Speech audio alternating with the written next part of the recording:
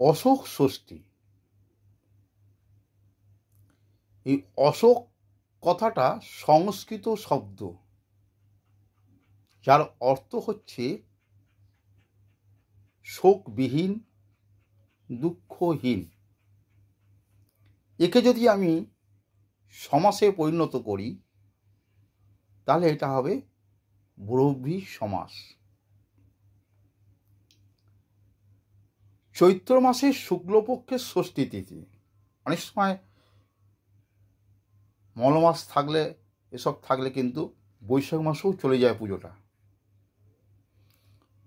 কিন্তু মূলত হচ্ছে চৈত্র মাসের শুক্লপক্ষের ষষ্ঠী তিথিতে এই দেবীর পুজো করা হয়।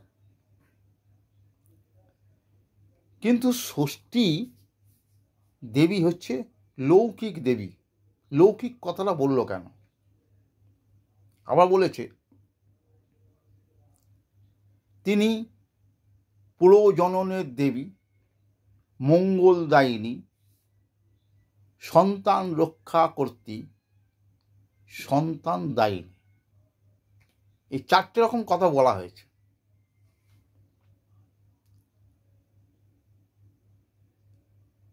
সমস্ত পুরাণ মতে দেখা গেছে যে এই ষষ্ঠী দেবী কিন্তু বৈদিক দেবী নন।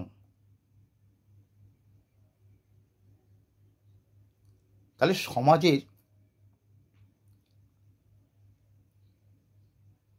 সমাজের লোকজনের যাতে মঙ্গলদায়িনী, সন্তান রক্ষা কর্ত্রী এইসব বাধাহীন যাতে না হয়, সেই রকম একটা দেবীকে তারা পুজোর ভার দিয়েছেন বা তাদেরকে পুজো করছেন, তাকে পুজো করছেন। তিনি হচ্ছেন ষষ্ঠী দেবী।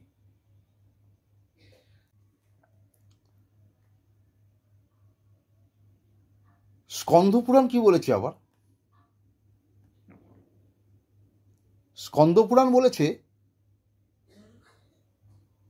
যে এই ষষ্ঠী দেবী কিন্তু কার্তিকের স্ত্রী,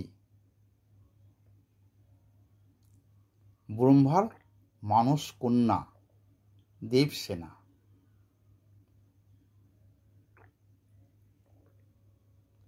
আবার কেউ কেউ বলেছেন মাতৃকার মধ্যে প্রধান, ষষ্ঠাংশ রূপা, প্রকৃতির ষষ্ঠাংশ রূপা। প্রকৃতির ষষ্ঠাংশ রূপা বলতে এই সারা বিশ্ব প্রকৃতির 6 ভাগের 1 ভাগ রূপ হচ্ছে এই ষষ্ঠী দেবী। ওই জন্য প্রকৃতির ষষ্ঠাংশ রূপা। আবার কেউ কেউ বলেছেন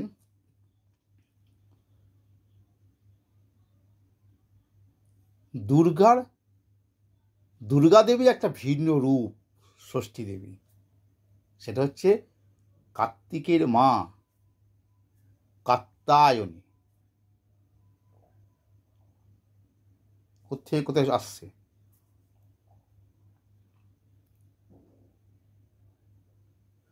মহাভারতের একটা কথা আছে, যথাসম্ভব ওই মগধরাজ বীরোদ্ধতের পুত্র জরাসন্ধ, ওর বিবরণে একটা লেখা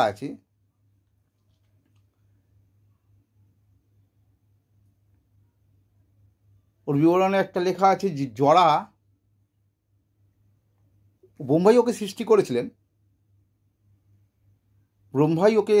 করেছিলেন। সে জরা কি করত? প্রত্যেকের গৃহে গিয়ে যেত,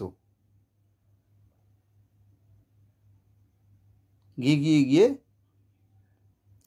গৃহে কি মঙ্গল অমঙ্গল তিনি এইসবগুলো করতেন।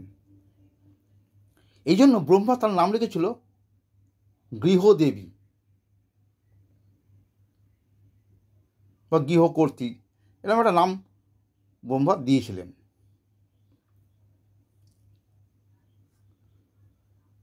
মহাভারতের এটা উল্লেখ আছে, কিন্তু আদি পর্বে কিন্তু উল্লেখ আছে,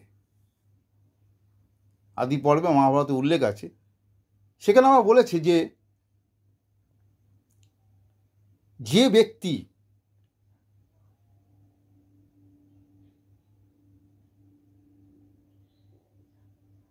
সপুত্রা সমেত, যে ব্যক্তি একজন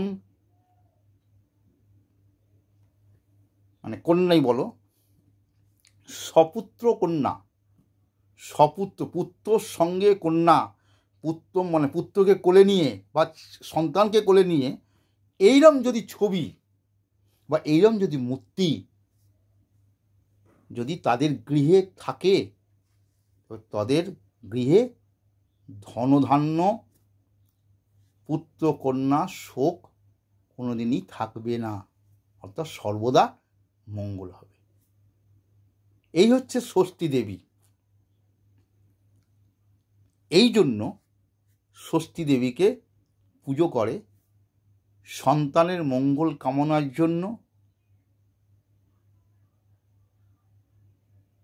এবং সমস্ত পরিবারের মঙ্গল যাতে কামনা হয় এবং গৃহে আর্থিক উন্নতি বৃদ্ধি পায়, তার জন্যে ষষ্ঠী পুজো করা। ষষ্ঠী শুধু ওই সন্তানের মঙ্গল কামনা বা ছেলে হচ্ছে না বাবা মেয়ে হচ্ছে না এরম ব্যাপার নেই, সমস্ত পরিবারের মঙ্গল কামনার জন্য ষষ্ঠী পূজা করা হয়। অশোক ষষ্ঠী সেই রকমই একটা বিষয়।